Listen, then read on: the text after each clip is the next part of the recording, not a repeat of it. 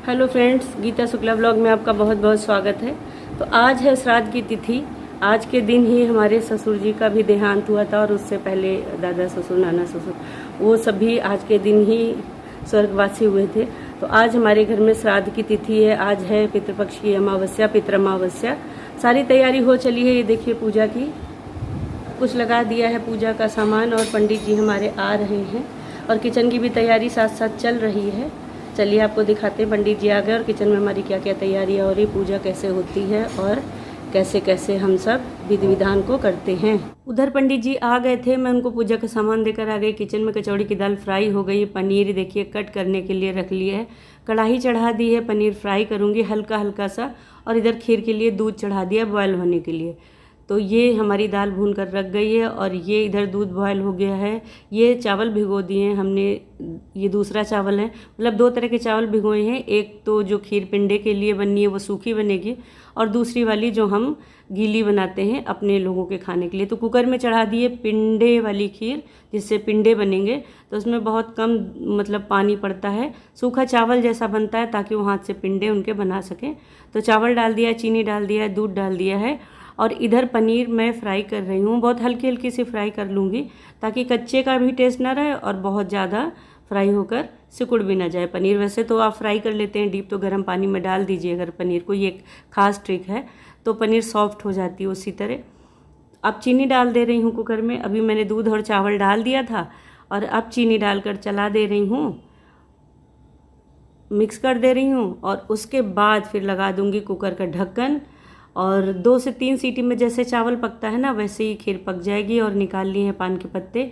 ये देखिए कटा हुआ तो उसको हटा दे रही हूँ। ये अभी पूजा में नहीं रखे थे मैंने वहाँ, तो वहाँ दे आती हूँ। ये जल दे आई हूँ, ये दिए आली पंडित जी ने।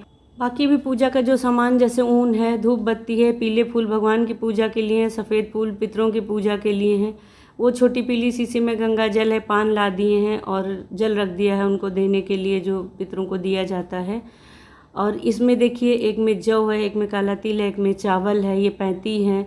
और पान के पत्ते धोकर रख दिए हैं, जनेऊ का जोड़ा है। जो जो सामान पंडित जी ने लिस्ट में दिया था वो सब मैंने लाकर रख दिया है। सुपारी है उसमें, गंगा जल और ला दिया है, कच्चा सूत है, ये शहद है, हाँ ये कच्चा सूत है। तो ये जो जो सामान पंडित जी ने बताया था वो सब उनकी थाली में लगा कर रख दिया, ताकि उन्हें पूजा करते समय आराम हो जाए। और वापस मैं फिर किचन में आ गई हूँ और पनीर फ्राई हो गई थी। चलिए फ्रेंड्स बनाते हैं उसकी ग्रेवी। और इधर हमारी वो खीर पक चुकी थी जो पितरों के लिए थी, और अब ये खीर है जो खाएंगे पंडित जी लोग। तो वो अच्छे से बॉयल हो रही है, दूध और चीनी डाल दिया। और इधर हमारी ग्रेवी भी बिल्कुल पक चली है। देखिए आज सादी पनीर बननी है, कुछ प्याज मसाला नहीं लगना है इसमें, सिर्फ सादा मसाला और लगना है, क्योंकि पितरों की पूजा का है, भगवान की भी थाली निकलेगी। तो इसमें ऐसे कोई इंग्रेडिएंट्स नहीं डालते हैं, कॉमन मसाले ही डालते हैं। तो कढ़ाई में बना रही हूँ मैं। इसकी कढ़ाई मेरी गहरी है तो इसमें अच्छे से बन जाती है। ग्रेवी में डाल दिए हैं मटर, और ये थोड़ी सी पनीर मैं क्रश करके रख लेती हूँ। तो इसको ग्रेवी में अगर डाल दीजिए ना, तो अगर कुछ वैसा सा मसाले में आप नहीं यूज कर रहे हैं जिससे मसाला गाढ़ा हो जाए, तो ये पनीर की ट्रिक आजमा कर देखिएगा। क्रश करके पनीर डालिएगा और ग्रेवी इसकी जो है वो गाढ़ी हो जाएगी। और जो कि पनीर की सब्ज़ी और पनीर ही इसमें पड़ी रहेगी क्रश करके, तो टेस्ट बहुत बढ़िया आता है एकदम। आप कभी इस ट्रिक को ट्राई करके देखिएगा। और ये कट गए हमारे मेवे जो कि हम इसमें डाल दे रहे हैं। काजू मैं पहले डाल चुकी थी, और मखाने मैं सबसे लास्ट में डालती हूँ। मखाने इतना कड़े नहीं होते हैं, वो गरम दूध वाली खीर में जैसे ही डाली हो वैसे ही सॉफ्ट हो जाते हैं। कुछ इस तरह की ग्रेवी आ रही है हमारी बनके पनीर की। देखिए बड़ा टेस्टी सा लुक दिखाई दे रहा है, बहुत सुंदर लग रही है ग्रेवी। तो चलिए आगे की तैयारी करते हैं। ये आलू फ्राई कर ले रही हूँ मैं, क्योंकि मेरे ससुर को ना ये फ्राई आलू बहुत ज़्यादा पसंद थे। मतलब कुछ भी हो तो उन्हें पूड़ी और आलू सबसे पहले चाहिए था। मेरे पूरे घर को बहुत ज़्यादा पसंद है। और साथ में बॉयल कर ली है ये बूंदी, गर्म पानी में डाल दी थी और फिर निकाल ली कि इसका पानी छन जाए और ये ठंडी हो जाए। इधर पंडित जी की पूजा चल रही है और पानी देना है ज़्यादा सा, तो उसके लिए बड़ा बर्तन उन्होंने मंगा लिया है। तो बड़ा बर्तन ला कर रख दिया है, घी ला कर रख दिया है, चीनी लाकर रख दिया है, चीनी नहीं थी तुलसी पत्ती लाकर रख दी है, उसका भी काम लग रहा है। और खीर ये देखिए ऐसी बनती हो ला दिया, कटहल के पत्ते ला दिए हैं, जो आगे पूजा में कैसे यूज होंगे अभी आप देखेंगे। ये देखिए तिल जौ चावल, पैती, धूप, और ये बालू है जो नीचे बिछाते हैं जब पिंडा पर आते हैं ना, तो उसके नीचे बिछाते। फल चाहिए थे तो फल लाकर रख दिए हैं, कपूर लाकर रख दिया है। जो सामग्री रह गई थी, पेड़े ये देखिए भोग लगाने के लिए जो रह गया था वो सारा फिर पंडित जी के पास सारा अरेंज करवा कर रखवा दिया है। और अब पंडित जी स्टार्ट करेंगे अपनी पूजा। जब सारा सामान मौजूद रहता है ना तो क्या होता है फ्रेंड्स कि मतलब फिर बीच बीच में उठना नहीं पड़ता है, ना पूजा करने वाले को और जो इंतज़ाम करवा के दे रहा होता है उसको भी बार बार दौड़ना नहीं पड़ता। सुपारी निकाल कर रख ली हस्बैंड ने ताकि पंडित जी मांगे तो तुरंत उन्हें ईजिली दे सकें। तो इस तरह से हमारे यहाँ कुछ विधि विधान का पालन होता है और ये शुरू से होता आ रहा है। मैंने तब से देखा जब से मेरे ससुर जी थे, तब से वो दादा ससुर जी लोगों का किया करते थे श्राद्ध, तो तब से ये प्रथा चली आ रही। उसके बाद फिर मेरे हस्बैंड ने वैसे ही उसको निभाना शुरू कर दिया और मदर इन लॉ के बाद फिर मैं अब उसको करती हूँ। तो हम दोनों लोग ही मिलकर अपने पूर्वजों के लिए जो बन पड़ता है हमसे ताकि वो अपना आशीर्वाद दे सकें, इसलिए हम लोग करते हैं। तो कुछ इस तरह मतलब 15 दिन का ही दिन होता है फ्रेंड्स जिसमें वो हमारे द्वारा कुछ पाते हैं। अब आप इसको मान्यता समझ लीजिए, आप अपना मतलब रिचुअल समझ लीजिए, या फिर आप इसको कहावत समझ लीजिए, या फिर आप इसको सच्चाई समझ लीजिए। मेरे हिसाब से तो सच है। वो आते हैं 15 दिनों के लिए और हमसे अपना अंश लेकर जाते हैं। तो जो हमसे बन पड़ता है वो हमें उनके लिए करना चाहिए। साल के इतने दिन हम सब कुछ अपने लिए करते हैं, 15 दिन हमारे पितरों के लिए, तो उसके लिए हमसे जो बन पड़ता है वो करना जरूर चाहिए। तो कुछ इस तरह हमारे यहाँ लगती है पूजन सामग्री और कुछ इस तरह होती है हमारे यहाँ पूजा। आगे कैसे कैसे भी पंडित जी पूरी पूजा कराएंगे वो आगे के ब्लॉग में आप देखते जाइएगा साथ में। तो सामग्री इसलिए आपको दिखा देनी ज़रूरी समझती हूँ क्योंकि मतलब क्या होता है कि सबके यहाँ अलग अलग ढंग से पूजा होती है। जैसे जैसे पंडित जी होते हैं वैसे वैसे अपनी पूजा अलग अलग कराते हैं। तो मेरे यहाँ ऐसी होती है। और किचन में आ गई हूँ फाइनली। मेरी खीर एकदम हो गई है तैयार। हम बीच बीच में फ्रेंड्स मैं वहाँ भी जाती हूँ ताकि वहाँ की क्लिप भी आपको दे सकूँ। और किचन का मेरा काम चल रहा है। आलू फ्राई हो चुके हैं, अब ऊपर से गार्निश कर दी है हरी धनिया से। इसको निकाल लेते हैं और चलिए बना लेते हैं बूंदी का रायता। तो ये दही मैंने बिल्कुल तैयार करके रख लिया है। जीरा मसाला, भुना मसाला जो होता है जीरे का, वो डाल दिया है, मिर्च डाल दी है, हल्की सी काला नमक डाल दिया और सफ़ेद नमक डाल दिया, फिर धनिया। पंडित जी हमारे वेदी पर बैठ चुके हैं और ये देखिए पितरों के लिए जो पूजा होती है वो स्टार्ट हो चुकी है। पिंडे बन चुके हैं और जो लगाते हैं उसको वो लगा चुके हैं। और ये देखिए पानी दिलाना उन्होंने स्टार्ट कर लिया। कच्चा दूध भी मैंने लाकर दे दिया था।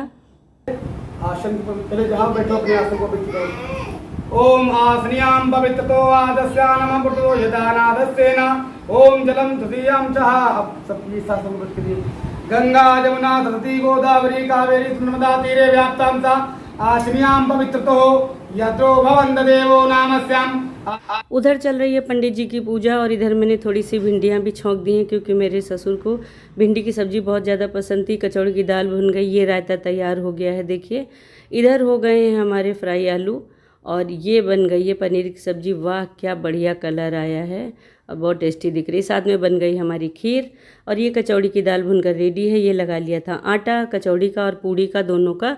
तो चलिए निकाल लेते हैं पूड़ी। पहले निकाल ली थोड़ी पूड़ी और फिर उसके बाद बनानी शुरू की कचौड़ी। खस्ता कचौड़ी जो बनती हैं हमारे घर में सबको उड़द की दाल की कचौड़ियाँ बहुत पसंद। उसके बाद थोड़ी पूड़ियाँ और निकाल लूँगी क्योंकि शुरू में पूड़ियाँ बहुत लगनी है। और ये मूली का जो सलाद होता है वो मूली किस के बना लिया है। शुरू में पूड़ियाँ बहुत लगती हैं क्योंकि बसंदर वगैरह देना होता है। सिल्वर फाइल लगा के अपना बाउल तैयार कर लिया है जिसमें कि हमें कचौड़ियाँ रखनी हैं। कचौड़ियाँ उड़द की दाल की वैसे सबको पसंद होती पर मेरे घर में सबको बहुत ज़्यादा पसंद हैं और मदर इन लॉ को भी बहुत ज़्यादा पसंद थी और ससुर जी को भी बहुत ज़्यादा पसंद थी। तो ये कलर आया है कचौड़ियों का, देखिए फूली फूली सी, ब्राउन ब्राउन सी। और भिंडियाँ हमारी पक रही हैं जो कि आप देख सकते हो। और ये अब हमारी निकलने लगी हैं पूड़ियाँ क्योंकि पंडित जी ने बसंदर देने को बोला है ना, तो शुरू में 10-15 पूड़ियाँ चाहिए होती है जिसमें कि बसंदर दिया जा सके। पहले कंडी की आग में बसंदर डाला जाएगा, फिर पूड़ियाँ निकलेंगी गाय के लिए, कौवा के लिए, कुत्ते के लिए निकलेंगी और उसके बाद फिर थाली लगेगी पितरों की जो छत के ऊपर रखी जाएगी। तो पूड़ियों का बहुत काम लगने वाला है इसलिए पहले सोचा सबसे पहले पूड़ियाँ निकाल लेती हूँ। और इधर ये देखिए पंडित जी ने अपनी पूजा लगभग पूरी करा ली है। फाइनली देख सकते हो आप, सब कुछ हो चुका है और अब पंडित जी बसंदर दिलवा रहे हैं हम लोगों से।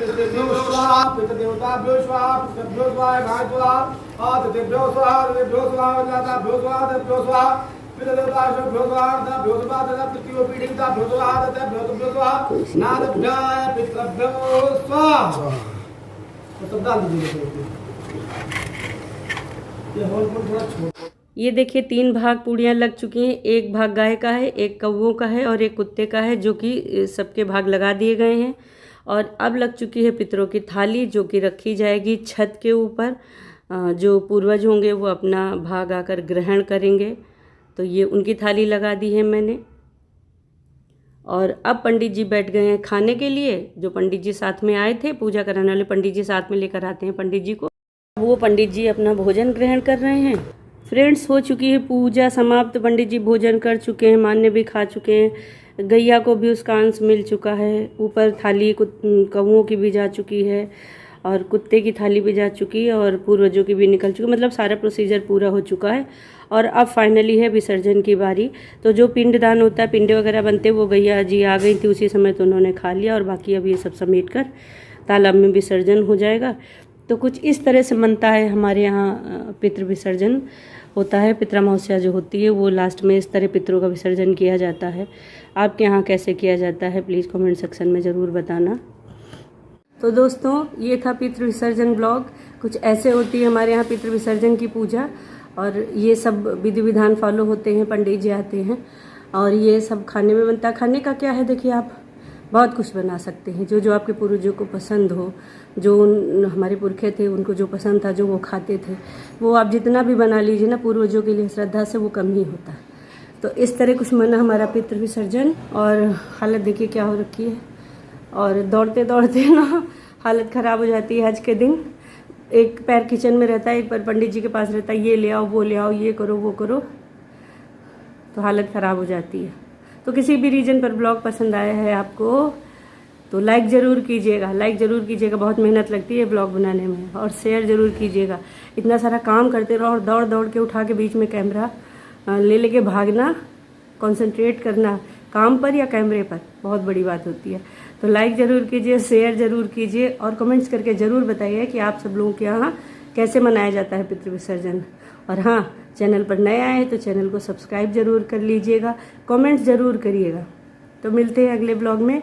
और कल से स्टार्ट हो रही नवरात्रि, तो अब जो है वो सारा सब हट चुका है। ये देखिए सारा पूजा का सामान सब हट चुका है और अब फाइनली होगी यहाँ पर सब धुलाई, क्योंकि कल से स्टार्ट हो रहे हैं नवरात्र। तो ये देखिए सब चीज़ें जो अभी था वो सब हटा दिया है। तो सब कुछ हटा दिया है और वो सारा सब कुछ लेकर हस्बैंड गए हैं विसर्जित करने के लिए। जो तालाब वगैरह मिलता है हमारे यहाँ या फिर नदी है जिसमें पॉसिबल होगा पास में जाके, वो वहाँ जाके उसको विसर्जित करके आएंगे। और अब होगी पूरे घर की धुलाई, क्योंकि पितृ विसर्जन 15 दिन का था वो समाप्त हुआ है और कल से आएंगी माता रानी। तो अभी उनकी चौकी साफ करनी है, मंदिर साफ करना है और सब धुलाई होनी घर की। और उसके बाद जाना है शाम को मार्केट, क्योंकि कुछ सामान मैं पहले ले आई थी लेकिन कुछ सामान बाकी था जो पूजा का सारा सब लेकर आना है। मैंने लिस्ट बना कर रख ली है। तो अभी भी फुल डे का काम है, बहुत काम है पूरा दिन। अभी 2, 2.5 से 3 घंटे लग जाएंगे पूरा घर क्लीन करने में। सारी चादरें चेंज करनी है, सब कुछ चेंज होना है और सब साफ़ होना है, धुलना है और नई चादर वगैरह कल से सब बिछेंगी। ये सारा करके घर धुलाई करके और सिर धुल के नहाना है। उसके बाद फिर जाना है नवरात्रि का सामान लेने। तो नवरात्रि का सामान लेने जाऊंगी, वहाँ से ब्लॉग स्टार्ट करूंगी। तो चलिए कर लेते हैं साफ़ सफाई, अब उसका क्या ब्लॉग बनाना और मिलते हैं नेक्स्ट ब्लॉग में। तब तक के लिए बाय बाय फ्रेंड्स।